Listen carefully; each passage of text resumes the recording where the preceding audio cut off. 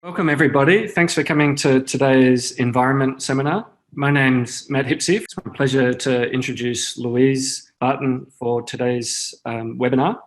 So Louise has her PhD from University of Waikato back in 1998 in soil science. She's works here now as Associate Professor in Soil Science here at the UWA School of Agriculture and Environment. She's got extensive experience working in the area of soil nitrogen cycling, where she works with industry and also has had a significant impact in the international community through her work on greenhouse gas emissions in managed soils. Today we're going to hear about some of her work also that she's been doing for the last 20 years with the turf industry. And it's my great pleasure to be able to introduce Louise to the floor to be able to give today's seminar. Good afternoon, everyone. It's wonderful to see so many of you here. As Matt said, today I'm going to be focusing on my interest around turfgrass research. And by the end of the presentation, I hope that you have a nice overview of what's been done in the last 20 years as part of this research program. Now, one of the first things that I would like to do is to acknowledge our UWA Turf Research Steering Committee, as well as the various funders of our research, including Horticulture Innovations Australia, the ARC, and our various industry partners. And finally, it's very important that I acknowledge my fellow UWA colleagues, Tim Comer, Peter Poot, and all the various PhD students that we've worked with over the years. Whilst I'm presenting today, much of the work that I'm going to present has actually been as a result of the blood, sweat and tears of others. Local parks are important. And like me, you probably have a favourite local park. This is mine. This is the Ernest Johnston Reserve in the city of South Perth. And this park it's a hub of activity. I wouldn't be surprised if the booking sheet for this particular park shows that there's at least 2 organised activities on it for 6 out of 7 days of the week, and that's for most weeks of the year. And these parks, these green open spaces are really important, not just for our physical well-being as demonstrated in these photos, but also for the benefit of our mental health. And this has been really well documented.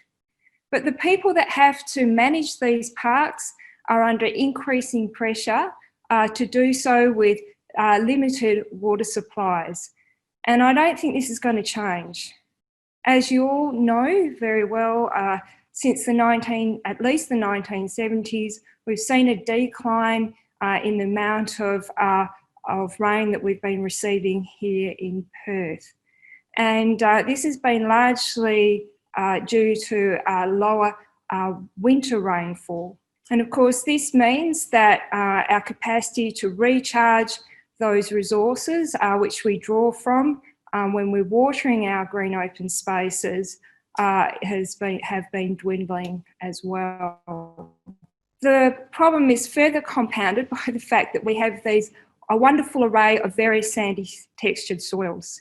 And as you know, sandy textured soils aren't great at retaining water, and also have a tendency to become a water repellent as well.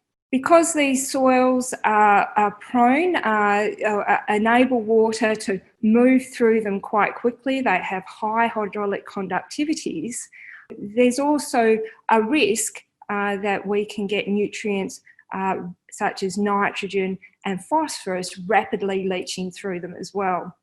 And its nutrient leaching has been implicated with some of the algal blooms that we've witnessed over the years in the Swan and Canning rivers. So it's with this backdrop that the UWA Turf Research Program was formed in the late 1990s. And the program was actually instigated by industry who approached the university. And in the first few years, the program was led by Professor Tim Colmer. I joined it in 2001, and from that point onwards, we co-led the program. And the overall objective of the program was to assist the turf industry with the development of best environmental and cultural turfgrass management practices. The program included this very important UWA Turf Industry Research Steering Committee, which included representatives from industry and government stakeholder groups. And the people on this committee, they assisted us in terms of prioritising research needs, securing funds, but also, as you can see in the pictures, they were really important in terms of helping us out with some of the big jobs on the turf research side. This collaboration has been highly productive and has resulted in over 10 projects funded over the course of the program to date. If you look at all of those research projects, you can collate them into, say, 4 key research themes: turfgrass irrigation management, improving turfgrass water use efficiency, turfgrass nitrogen management, and other cultural practices related to turfgrass management. Now, in today's presentation, I'll just be sticking to a few key areas just for the interest of time. All the data that I'm going to present today has been collected from the UWA Turf Research Facility out at the UWA Shenton Park Field Station. And I suppose the star of that site is the UWA Turf Irrigator. And this is a very special piece of equipment because it enables us to apply water at a known rate and evenly across the turf site. Now, this is very important when you're trying to assess turfgrass water requirements, or you're looking at the impact of various treatments on, say, nutrient leaching. Let's get stuck into some data and some of the key findings from the program. So let's start off with looking at irrigation management. Most of the presentation is going to be focused around this topic. Just a bit of background on some terminology and also how we've gone about measuring things. So when it comes to measuring water use, we've used weighing lysimeters. And we've used this whether we've been assessing turfgrass water use under well-watered or under deficit irrigation. So what are these lysimeters? Well, they're basically a PVC tube that has been packed with soil and turfgrass established on them in the same way as the turfgrass has been established in the surrounding turfgrass plot. These lysimeters are housed in the turfgrass plots, as you can see, and we can take them in and out. So when we're measuring water loss, what we do is we allow the irrigation to occur as normal. We then pretty much straight away take the lysimeter out, and then we weigh it using a field balance. And then we promptly, after recording that value, put it back into its casing and then into the plot. And after a set period of time, usually 24 hours, we then come back and we reweigh it. Now, the loss in weight that has occurred over that period of time is what we call ET, evapotranspiration. At the same time as that's happening, we also determine the reference ET, which is the amount of water lost from either a pan or is being calculated using the algorithms by a weather station. Using both the ET value and the reference ET, we can then calculate this crop coefficient. So you'll see some of the data that I present today will use this K value, or you can multiply that value by 100 and express it as a percentage replacement of reference ET. And I'll also use figures with that type of presentation as well. Another thing that you'll hear me talk a lot about today is turfgrass quality, which is really important for amenity turfgrass.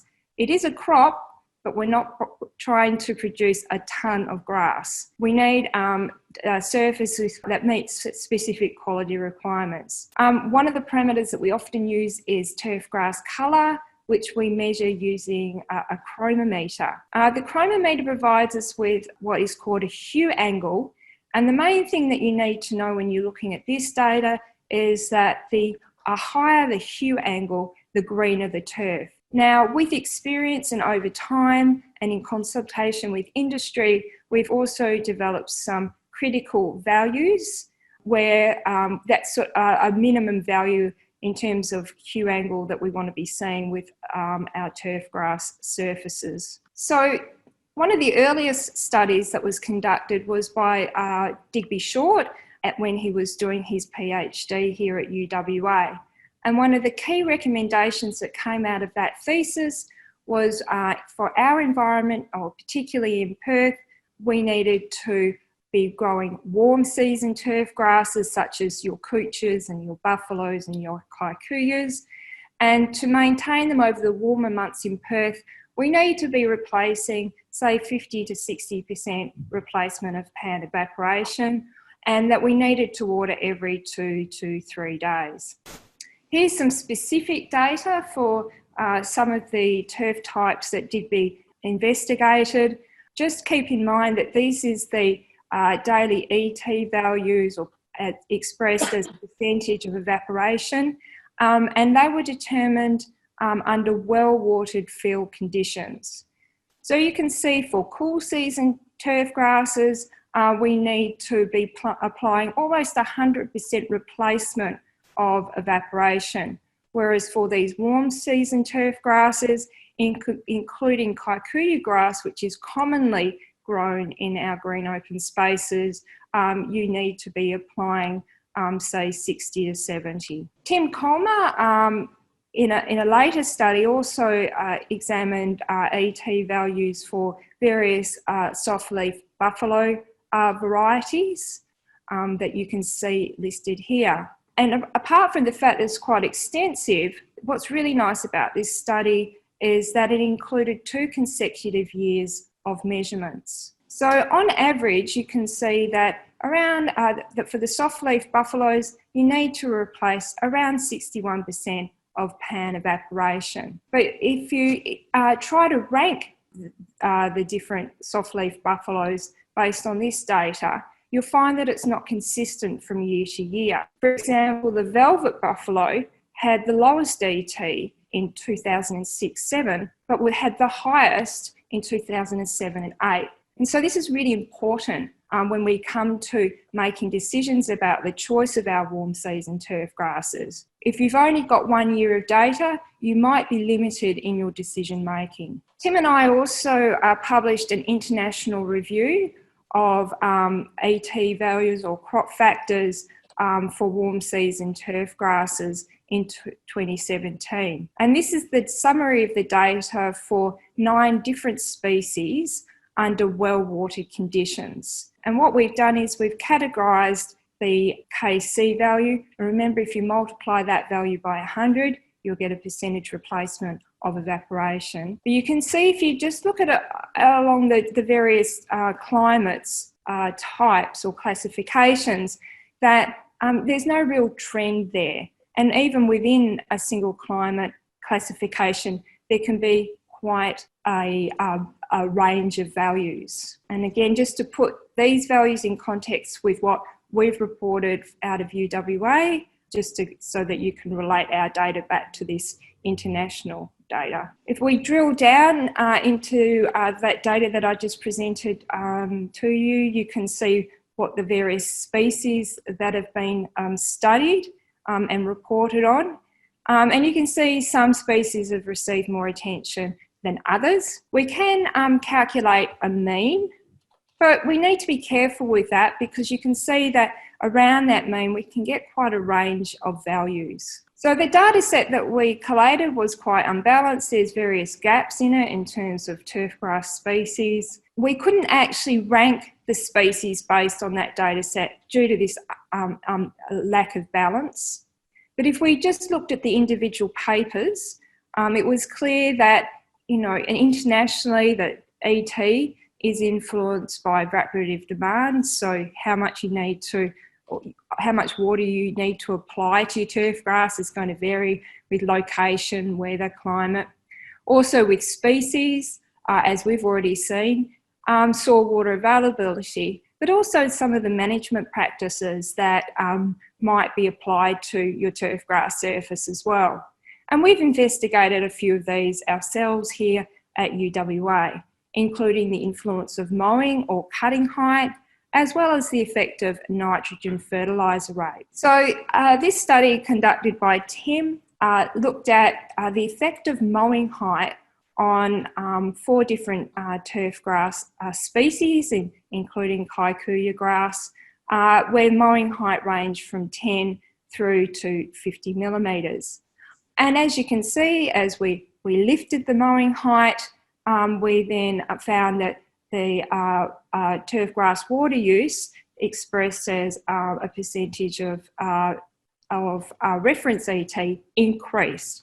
And this consistently occurred for all 4 turf grass species. Similarly, in a project that I led, investigating the effect of nitrogen rate on ET, I found for 2 consecutive summers that as we increased the nitrogen fertiliser rate, we increased the ET. Now, you'll see this younger and older turf grass pop up throughout the presentation. Basically, the younger turf grass we established from turf grass rolls. So they were 20 weeks old when they were put down, but of course we allowed them to establish for about a year before we started doing any measurements on them.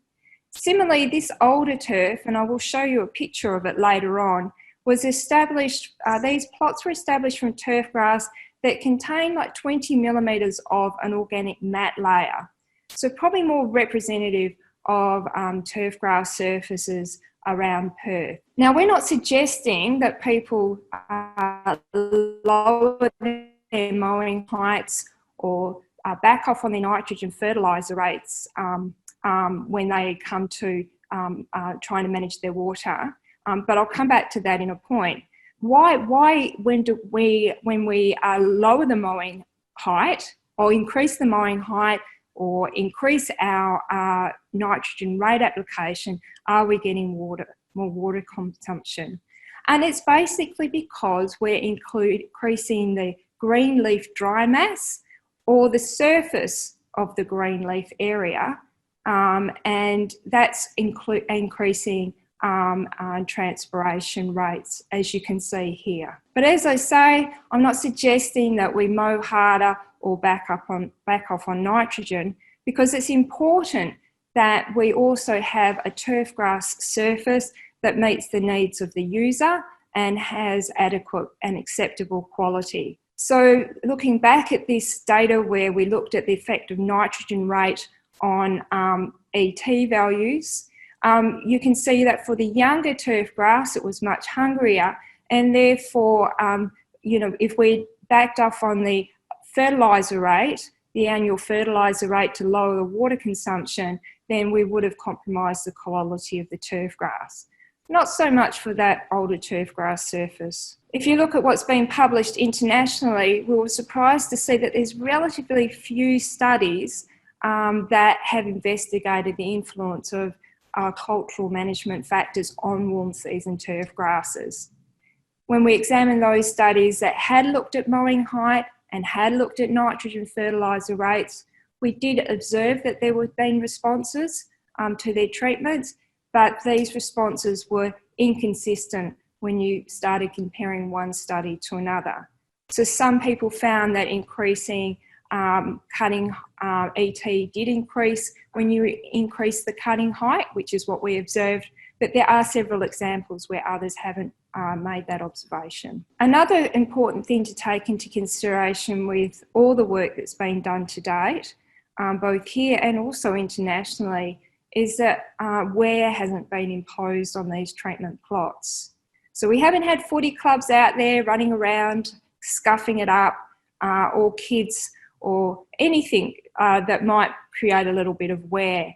And we know from anecdotally we know that once you start applying wear, then the water requirements for the turf grass is likely to increase. So at this point, we have an understanding of how much water we need to apply to our turf grass to maintain them, particularly over the summer months.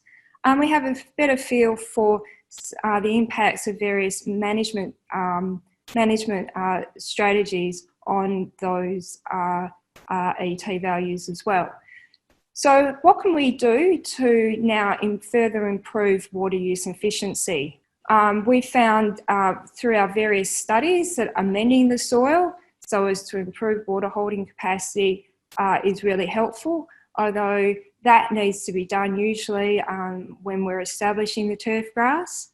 Integrating soil sensors with irrigation control has also been effective, as has applying soil weeding agents so as to ameliorate soil hydrophobicity. So when we're amending a soil with say a clay or an organic amendment, what we're trying to do is basically shift the soil texture from, say, sand upwards to a sandy loam, and thereby increasing the plant available water by altering the upper storage limit or field capacity or the lower storage limit, which we call wilting point.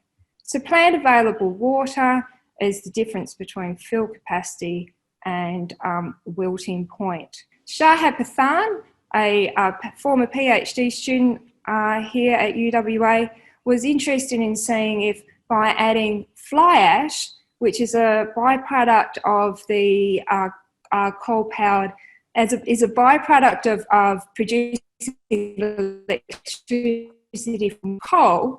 He was interested if we started using this byproduct, incorporating into the soil, could we increase the soil water retention? So I'm just going to walk you through the data here. So what Shahab has measured here is the volumetric water content. Let's look at the top pane. When he's irrigated the site every third day. So you can see these pulses of irrigation.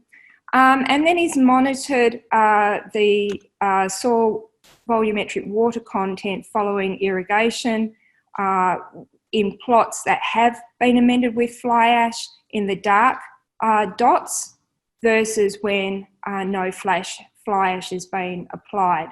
And you can see that with the incorporation of fly ash into the surface 10 centimetres, it's meant that soil water content has declined to a lesser extent than when fly ash hadn't been incorporated into the soil. Now, does that translate into improved soil turf quality? Well, the short answer is yes. But again, I'll walk you through this data, so you don't have to take my word for it. So what we've got is turf grass greenness. Now, this is now on the y-axis expressed as a percentage of the control. And the control was when the turf was irrigated at 100% replacement of evaporation. So it wasn't limited by water. And then he compared the colour with turf grass plots that were in the triangles, received 40% replacement of ET every third day or every fourth day in the squares. Now, in this first pane, what you can see is the colour response in turf grass plots that were not amended with fly ash, and it's been monitored on a regular basis over summer. And as you see, as summer progresses, the colour drops off in the 40% replacement plots in comparison to the control. But when Shahab's compared this response with plots where fly ash had been applied at different amounts, you can see that the turf grass colour was better retained as a result of incorporating the fly ash into those turf grass plots. So yes, incorporating the fly ash didn't just increase volumetric water content, but you can infer from this that it's also increased plant available water. It's a really interesting study that's been done more recently by Peter Poot and Gauss Azam actually questioned where we placed the bentonite or the soil amendments. And what they found was that actually placing the amendments at depth as a band further improved turfgrass quality under limited irrigation. And what they observed was that in this situation, the turfgrass evaporated more water and they had a cooler surface temperature, suggesting as a result of this banding, there was improved water supply to the turfgrass. I've already mentioned that our soils are very prone to becoming soil water repellent, and I'm sure this is something that if you're a home gardener or a turfgrass manager have observed yourself. And it's not just the sands that become water repellent. Under these older turf grasses, where there's a build-up of an organic mat layer, and kikuyu turfgrass is particularly prone to this, this organic mat layer can also become particularly water repellent. How does this look on the surface? Well, you get these what is called these dry patches, where the water is basically effectively bypassing these areas, and as a result, the turf doesn't receive enough water in that particular spot and dies off. So this is what one of our older turf grass plots would often look like, even though we were irrigating at a rate where we were replacing 70% of ET. Now, if we now compare that same irrigation regime, but now we've put a wetting agent on, you can really see it's very obvious the difference that's made. We did a series of studies involving wetting agents, and these are some of those findings. We found that the effectiveness of any particular wetting agent was really going to be a function of how much active ingredient was included in the product. If you applied the same amount of active ingredient, it didn't matter if you applied it as a liquid or a granular formulation. You might be surprised to know that often when we come out of winter, our soils are already water repellent. So it does pay to start applying a wetting agent at the start of the irrigation season. And those turf surfaces that do have a high organic matter content in the surface are likely to be less responsive to a wetting agent than those that have a lower organic matter content.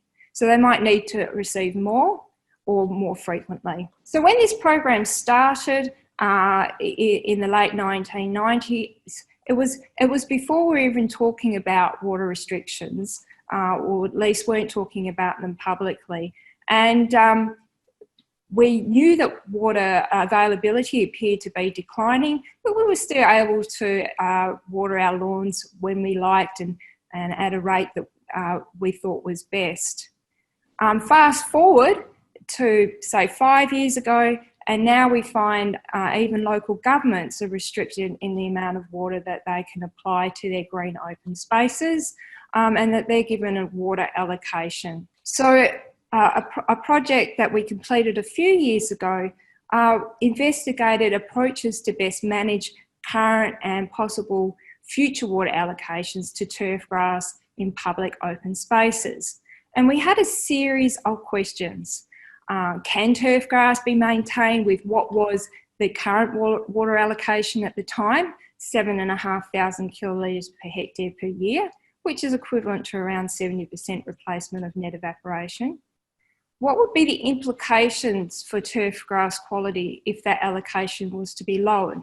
And that has already happened in some areas. Can we improve the effectiveness of a wetting agent by improve the effectiveness of a water allocation, by applying a wetting agent? And once you've been given an annual water allocation, how do you actually best distribute it during the year? So here's some data looking at the greenness or the colour of the turf grass when we, over the course of 2 years, on kikuyu grass, which was being watered with an allocation of 7.5 kilolitres per hectare per year. And all the results that I'm going to show you here are for the older turf grass surfaces. Well, they're all old grass surfaces. So they were established from turf grass that included a mat layer.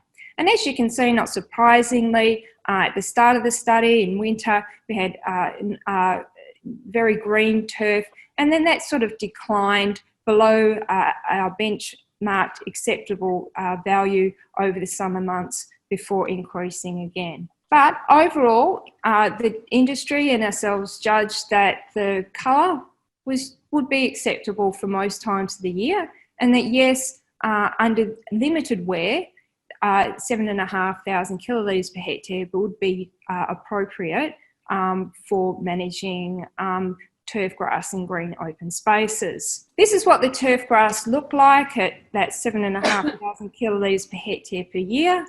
But you can now see how, as we decrease the water allocation, the quality, the appearance of that surface declines. We can partly mitigate that by applying a wetting agent, but there's a limit.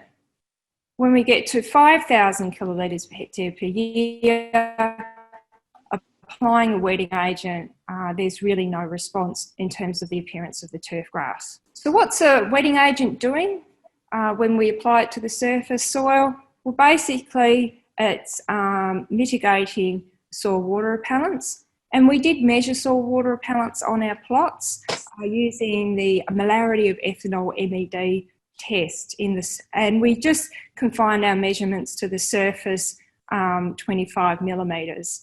So here is the results of our monitoring of soil water repellency over the course of 2 years for turf grass plots that received 7,500 kilolitres per hectare without a wetting agent in the green and with a wetting agent in the non-field circles. So as you increase MED, it's an indication of increased water repellency. And as you can see, yes, when we applied the wetting agent, we did see a decline in water repellency.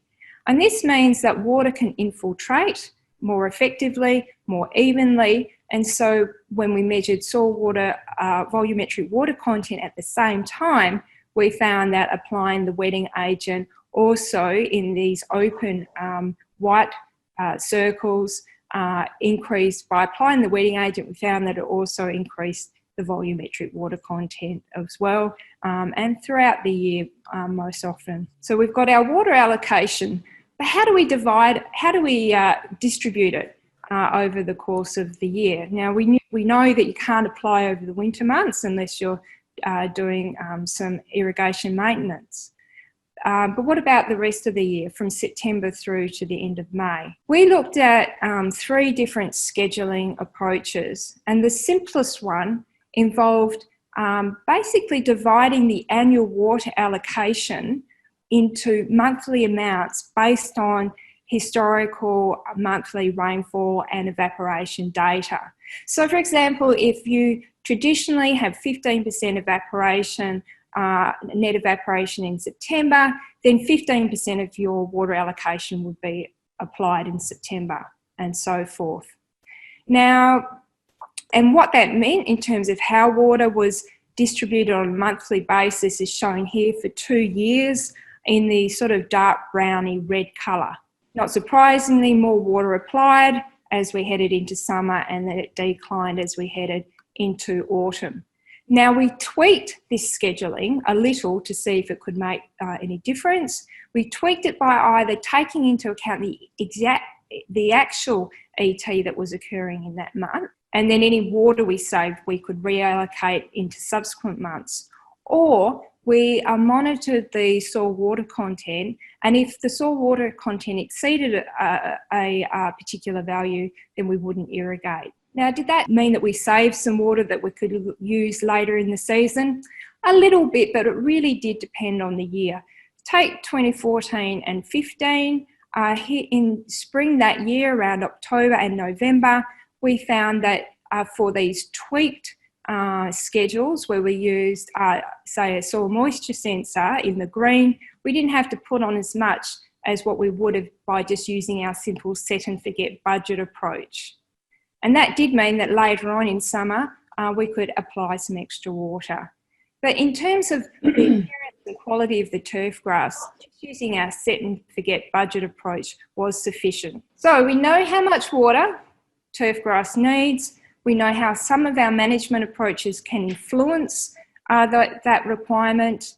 And we also understand there's various ways in which we can manage the surface and further improve the effectiveness of our water.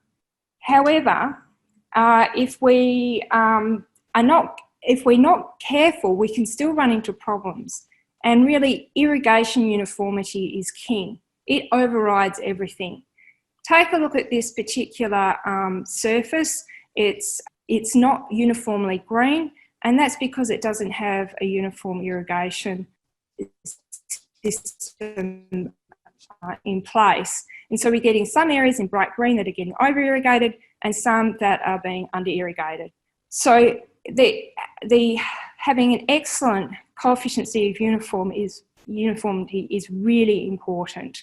As I said, the turf irrigator at Shenton Park had a uniformity in excess of 95%. So basically, when we put on, what it meant was that we were putting on exactly what we needed.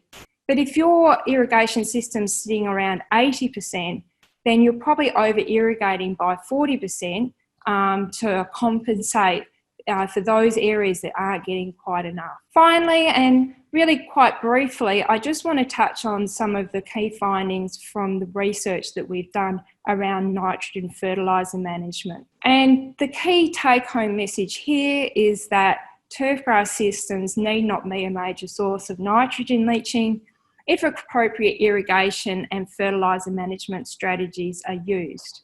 Now, what do I mean by nitrogen leaching? Well, nitrogen leaching occurs when dissolved nitrogen drains through the soil, so it's dissolved in soil water and beyond the turfgrass roots. We've measured this in various studies using larger lysimeters than what we use for looking at turfgrass water usage. Again, though, they are basically long PVC pipes up to 90 centimetres in which we've hacked them with soil and established turfgrass on the surface in the same way and at the same time that we've established the surrounding turfgrass plot. We've included a bucket in the base of them, and that's enabled us then to collect the leached water, measure the volume, analyse it for different nitrogen species and determine how much nitrogen is being leached. When we reviewed findings, international findings, we found that the key strategies for minimising nitrogen leaching from turfgrass was to optimise irrigation regimes so as to minimise the amount of water that moved beyond the root zone. But also, curiously, you would get these general recommendations around applying your fertiliser frequently and sparingly. But it wasn't clear to us what that meant for green open spaces in Perth. So we did a study. So again, utilising kikuyu, we investigated the effects of nitrogen fertiliser rate and frequency of application on nitrogen leaching from kikuyu grass grown on our very nice free draining sandy soils, and again included turfgrass ages, two turfgrass ages that I've mentioned before. So here's some results looking at total nitrogen leached after 2 years. Now the turf was irrigated at 60% replacement of net evaporation, and fertiliser was applied at 3 rates, and I'm just presenting the results here for the 150 kilograms of N per hectare per year applied. And we looked at different frequencies of application, so same amount of nitrogen going on in total, but it was either split, so it was applied every 4 weeks or 4 times a year, twice in spring, twice in autumn, or twice a year, once in autumn and once in spring.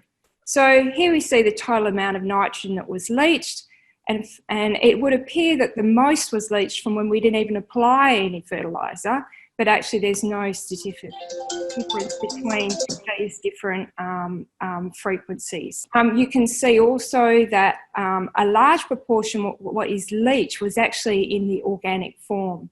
And people often don't measure this, they just focus on nitrate and ammonium. When it came to rates and also to the frequency of application, we actually found no statistical difference. The nitrogen leaching was not affected by end fertiliser rate or frequency of application. In terms of minimising nitrogen leaching, we would expect end losses would be low from our established turf grass surfaces here in Perth, as long as we didn't over-irrigate and as long as only moderate amounts of fertiliser were applied. Actually, the greatest losses of nitrogen actually occurred during the first 5 months while the turf grass was being established. And that represented 50% of what was lost over the 2 years. So you would expect over the course of 10 years that the average loss would be much lower than what we reported. Whilst we found that increasing the frequency of N application didn't decrease N leaching, it did affect the consistency of turf grass growth and colour, and ultimately we recommended that fertiliser applications should be split into 4 applications per year, 2 in spring, 2 in autumn. So I'm going to wrap up now. I'm approaching my 45-minute mark. So I hope that you would agree with me that the program to date has provided the Australian turf industry with scientific knowledge to ensure that decisions made about turf grass management are rational and based on local scientific data. The data that we've been able to provide industry, government and other stakeholders has included information around irrigation requirements, approaches for improving water use efficiency and irrigation scheduling, including mitigating soil water repellency, as well as some practical strategies for minimising nitrogen leaching from turf grass. Thank you very much for taking the time to give us that holistic picture of all that work in a way that was very informative, I think, for a broad audience, and certainly a very hot topic in as we're starting to plan for, water sensitive cities and a drying climate. So thank you for taking the time to come by and give your seminar. My pleasure. Thanks, Matt.